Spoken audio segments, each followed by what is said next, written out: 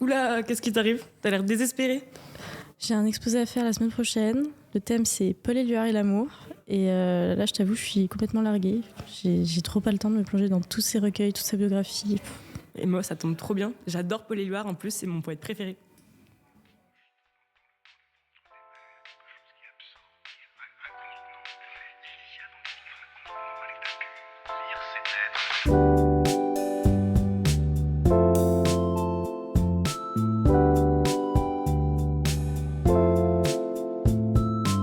Ça peut transformer la vie.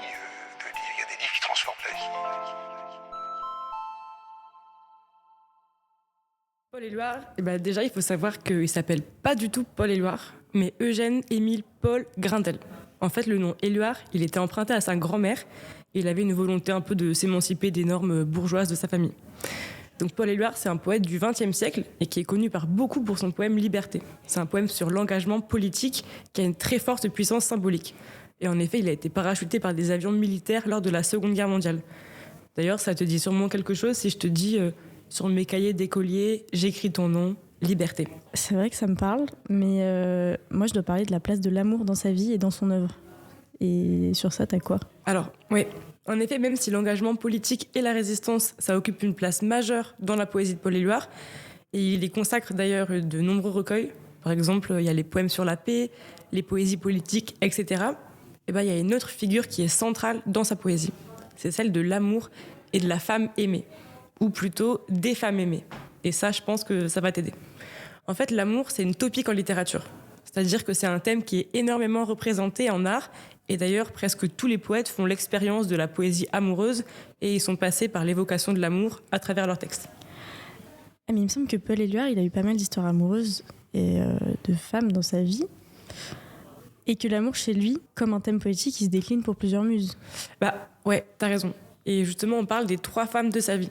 Il y a Gala, Nuche et Dominique. En fait, pour prendre dans l'ordre chronologique, Gala, c'est la première femme du poète. C'est un peu son premier amour. Et c'est justement avec elle qu'il va découvrir la poésie. Il la rencontre alors qu'il est hospitalisé. Ils ont 16 ans. Lui, il est atteint de la tuberculose. C'est pour ça qu'il est à l'hôpital. Gala, c'est une jeune fille. Elle est russe, elle est très impressionnante. Elle a un très fort caractère et elle va plaire à beaucoup d'hommes. Ensemble, ils vont lire plein de poésies, comme des vers de Baudelaire, d'Apollinaire, de Gérard de Nerval. Et donc c'est avec Gala, en quelque sorte, pour Gala du coup, qu'on voit naître les premiers élans de poésie amoureuse chez Éluard. À l'hôpital dans lequel ils se rencontrent, et parce qu'ils s'ennuient et qu'ils découvrent la poésie ensemble, les 2 amants, Gala et Paul Éluard, vont rédiger les dialogues des inutiles. Paul Éluard, il avait déjà écrit quelques vers par-ci par-là, mais rien de vraiment abouti. Et donc on peut ainsi dire que les premiers pas dans la poésie de Paul Éluard, ils se font aux côtés de Gala. Donc là, on est environ en 1914. C'est le début de la Première Guerre mondiale. Mais malheureusement, du coup, il va être mobilisé et il va devenir infirmier militaire sur les champs de bataille. Mais il y reste longtemps? Non, très peu de temps. Il est atteint d'une bronchite aiguë. Et du coup, en fait, il doit rentrer. Mais il en a vu assez pour être traumatisé de la guerre et de la violence. Et donc, il revient auprès de Gala, et dès sa majorité, en 1916, alors qu'on est encore en pleine guerre, tous les 2, ils vont se marier et avoir une petite fille 2 ans plus tard, qui s'appelle Cécile. Mais du coup, même si elle était courte, est-ce que cette expérience de guerre aura une influence sur Éluard? Comme presque tous les écrivains qui ont connu les tranchées et qui ont fait l'expérience de la guerre et de la mort d'une façon ou d'une autre, ils sont en pleine remise en question du monde qui leur paraît tout à coup absurde et plein de folie. Et ça, c'est un peu la naissance de ce qu'on appelle le dadaïsme. Est-ce que tu sais ce que c'est un peu le dadaïsme? Ça me dit quelque chose, c'est un courant littéraire, non? C'est ça. En fait, c'est un courant de pensée qui se caractérise par la remise en question de toutes les conventions et les contraintes politiques, esthétiques, idéologiques. En quelque sorte, c'est le rejet de la raison et de la logique. Mais on peut voir plus que ça. En fait, le dadaïsme, c'est vraiment la destruction du langage conventionnel, sérieux, au profit d'une liberté d'expression la plus totale. En effet, tout ce qui est de base proscrit ou rejeté par le langage traditionnel, notamment en art et en poésie, comme par exemple l'humour, les blagues, l'absurdité, ça va être réexploité par les dadaïstes. Ok, et du coup, Éluard, c'est un dadaïste? Pas vraiment. En fait, le dadaïsme, c'est ce qui va influencer plus tard le surréalisme. C'est un autre mouvement de pensée esthétique. Et ça, Paul Éluard, il va plutôt être dans ce cheminement. Et d'ailleurs, c'est un des tout premiers d'ailleurs, puisque son nom figure parmi les rares qui ont signé le manifeste. Donc c'était le manifeste du surréalisme, rédigé par André Breton en 1924. Et est-ce que Gala, elle a joué un rôle particulier dans l'entrée d'Éluard dans le surréalisme? Parce que pendant tout ce temps-là, elle est où en fait? C'est évident. Parce qu'en fait, le surréalisme, ça repose sur la création et sur l'expression artistique qui va au-delà des manifestations rationnelles. Et donc, qui va chercher son inspiration dans le psychisme, avec par exemple des thèmes comme les rêves, l'inconscient qui nous libère des conventions, le lâcher-prise, l'absence de contrôle dans les représentations de l'art. Du coup, les thèmes comme l'érotisme, la sensualité, les rêves, qui sont éminemment des thèmes amoureux, deviennent des thèmes poétiques. Et du coup, on peut dire que Gala devient la muse inspiratrice de Paul Éluard. En quelque sorte, oui, on peut dire ça. Même si aujourd'hui, on va considérer que le terme de muse, il est un peu controversé, on peut lier ça avec un exemple significatif de cette influence, avec par exemple le recueil de poèmes Capitale de la douleur, qui a été publié en 1926, où justement l'amour et la fascination pour Gala voient le jour. On y lit les dimensions psychologiques et émotionnelles de l'amour, souvent de manière intense et passionnée. Par exemple, je te cite le poème L'amoureuse, qui montre cette recherche par le langage de différentes images, de sensualité. En fait, c'est une prose qu'on pourrait qualifier d'une esthétique de la suggestion. Par exemple, je te cite « Elle est debout sur mes paupières et ses cheveux sont dans les miens. Elle a la forme de mes mains, elle a la couleur de mes yeux. Elle s'engloutit dans mon ombre comme une pierre sur le ciel. » Du coup, on retrouve l'influence de son amour pour Gala à travers ce poème. Mais on voit également des images un peu farfelues. Par exemple, debout sur mes paupières. Mais tu vois aussi qu'il y a un rapport au corps qui est prédominant, en fait. Ok, donc beaucoup d'amour. Mais tout à l'heure, tu as parlé de plusieurs femmes, donc ça va forcément mal tourner, j'imagine. Ouais, en fait, Gala, avec qui il forme un couple assez libre, elle aura une relation avec un autre artiste qui sera un peintre surréaliste. C'est Max Ernst. En fait, au début, ça dérange pas du tout Paul Éluard. Parce que justement, leur relation à tous les deux, elle est basée sur une forme de liberté. Lui, il aime la présenter un peu à tout le monde. Gala, justement, c'est une femme indépendante qui fait une forte impression sur les gens. Et du coup, il y a un peu aussi une forme de fierté de la part de Paul Éluard, tu vois, de la présenter à d'autres artistes surréalistes. Mais petit à petit, on sent dans sa poésie que les choses commencent à bouger. Parce que justement, elle aura une relation avec un autre artiste et ça va commencer à jouer et à prendre une place trop importante dans leur relation à eux. Alors qu'il loue son amour à Gala dans tout le recueil, il écrit dans le recueil Les Nouveaux Poèmes, un poème qui s'appelle Ne plus partager et qu'il dédie à Gala. Donc ça, c'est à mes yeux assez explicite. Ah oui. Et du coup, il choisit de mettre fin à la relation. Pas tout à fait non plus. En fait, c'est Gala qui finit par quitter les deux hommes pour le peintre Salvador Dali, dont elle tombera amoureuse. Mais cette fois, il n'y aura pas de partage. Gala s'en va. Et donc, comme tous les poètes à travers les âges, Éluard parle de cet amour perdu dans son recueil L'amour, la poésie, dédié à Gala. Pour l'éclat du jour, des bonheurs en l'air, pour vivre aisément des goûts, des couleurs, pour se régaler des amours, pour rire, pour ouvrir les yeux au dernier instant,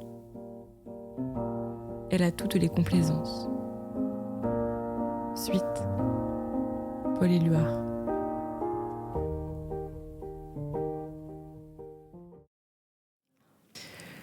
Mais la présence des femmes, de l'amour et de la figure de la muse, elle ne s'arrête pas seulement avec sa rupture de Gala, puisqu'il rencontre sa deuxième femme, Nuche, avec qui il restera 17 ans l'année suivante. Même s'il y a eu Gala comme son premier amour, Nuche, ça a peu été le grand amour de Paul Éluard. Et toute son œuvre, elle lui est pratiquement dédiée. En fait, cette femme, c'est vraiment la représentation qu'on se fait de la muse artiste. C'était une femme très libre, qui a une vie folle. Elle est née dans un cirque ambulant, elle a une relation avec un illusionniste, elle a joué dans plein de théâtres, elle a posé pour des cartes postales érotiques, elle a aussi posé pour Man Ray, qui était un peintre et un photographe américain. Et sa relation avec Éluard, c'est un peu une révélation, mais une révélation à la fois amoureuse et poétique. Et est-ce qu'on peut penser que sa relation avec Nuche, elle est dans la continuité de celle avec Gala? Oui, et on peut le penser d'ailleurs à juste titre. Paul Éluard, en effet, il a une vision très libérée de l'amour et de la sexualité, comme Gala, par exemple, qu'il partageait, entre guillemets, avec Max Ernst. Il vit une espèce de relation à trois avec Nuche et Man Ray, donc le photographe américain, et on suppose que la jeune femme a eu des relations avec Picasso aussi. Et ça, d'ailleurs, Paul Éluard, encore une fois, a été tout à fait au courant. En fait, on rappelle que ces relations, elles interviennent dans une époque où on s'interroge vraiment sur tous les dogmes, dont celui de l'amour, des relations, de l'appartenance. Et en quelque sorte, les surréalistes, ils étaient précurseurs de sujets qui sont aujourd'hui encore très actuels, qui sont vraiment les nôtres. Et donc c'est en 1930 qu'ils se rencontrent. Et c'est post-Première Guerre mondiale. Du coup, tout ce contexte en fait, politique et esthétique, il fait sens. Et vis-à-vis de la poésie ? Justement, en fait, comme Nuche, elle fréquente avec Éluard tout un tas de surréalistes, il s'inspire de leur relation et de sa liberté pour écrire et expérimenter les thèmes des surréalistes. Par exemple, de Nuche, on retient une femme qui était très libre vis-à-vis de son corps et de sa sexualité. Même si presque comme toutes les femmes de cette époque, Nuche, elle a été assignée au rang de compagne de et de simple muse, eh bien en fait, Nuche, elle faisait aussi de l'art, et des collages notamment.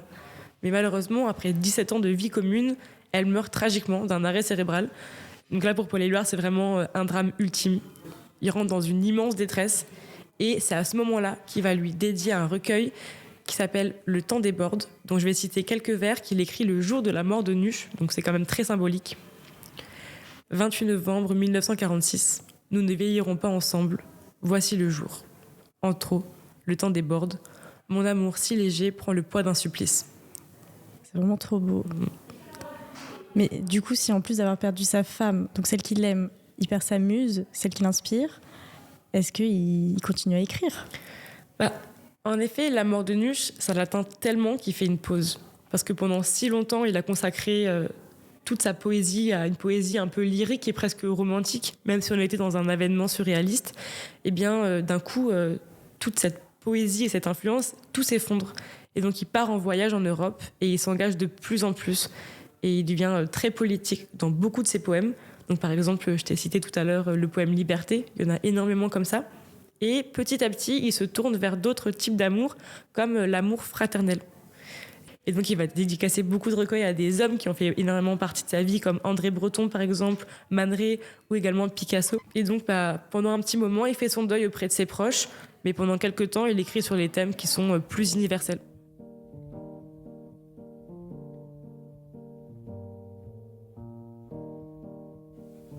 Dans mon chagrin, rien n'est en mouvement.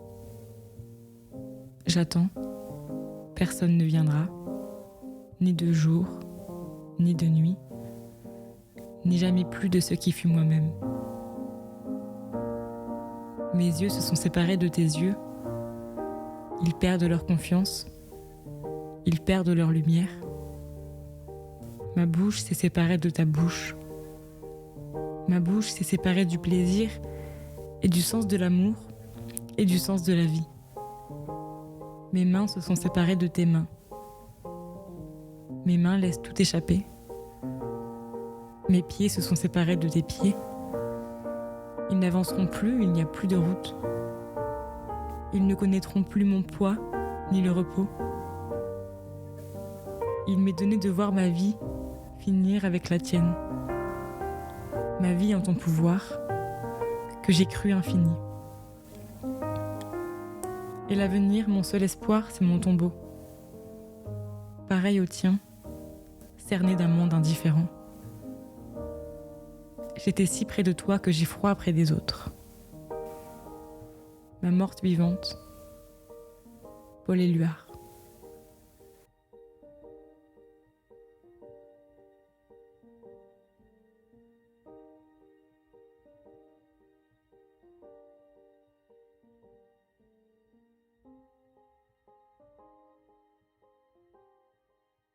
Mais l'amour et les femmes, ça occupe une place trop importante chez le poète.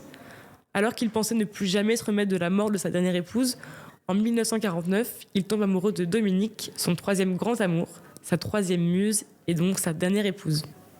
C'est à ses côtés qu'il retrouve le goût de vivre et qu'il retrouve aussi l'inspiration nécessaire pour écrire ses deux derniers recueils, Pouvoir tout dire et Le Phénix en 1951. Et d'ailleurs, je te conseille Le Phénix qui est mon recueil préféré. Apo, merci, tu me sauves la vie là, je crois. Eh bien, écoute, trop cool. Et puis, tu me diras si t'as bien réussi. Yes.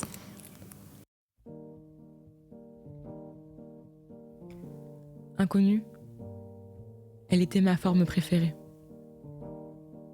Celle qui m'enlevait le souci d'être un homme. Et je la vois, et je la perds, et je subis ma douleur.